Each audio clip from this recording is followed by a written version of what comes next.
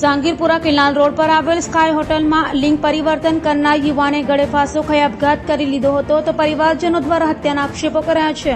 પાલનપુર પાટિયા પાસે આવેલી દીનદયાળ સોસાયટીમાં રહેતા સાહિલ સુખદેવ પટેલે જાંગીરપુરા કેનાલ રોડ પર આવેલ સ્કાય હોટલમાં છતના પંખા સાથે દુપટ્ટો બાંધી ફાંસો ખાઈ આપઘાત કર્યો હતો, જેની જાણ સ્થાનિક પાલ પોલીસને કરાઈ હતી, જેથી પોલીસે સ્થળે દોડી જઈ સાહિલના મૃતદેહને પીએમ અર્થે સિવિલમાં ખસેડ્યો હતો।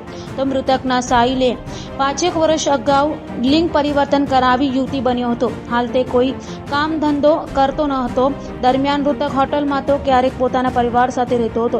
છેલ્લા ઘણા સમયથી તે કોઈ યુવક સાથે પ્રેમ સંબંધમાં હોવાનું પરિવારે જણાવ્યું હતું, ત્યારે પોલીસે સાહિલે આપઘાત કર્યો હોવાનું જણાવ્યું હતું। જોકે પરિવારજનો દ્વારા તેની હત્યા કર્યા હોવાની આશંકા વ્યક્ત કરાઈ હતી અને તેની સાથે રહેલા તેના પ્રેમી સલમાન સામે આક્ષેપો કર્યા હતા। હાલ તો પાલ પોલીસે આ મામલે વધુ તપાસ હાથ ધરી છે।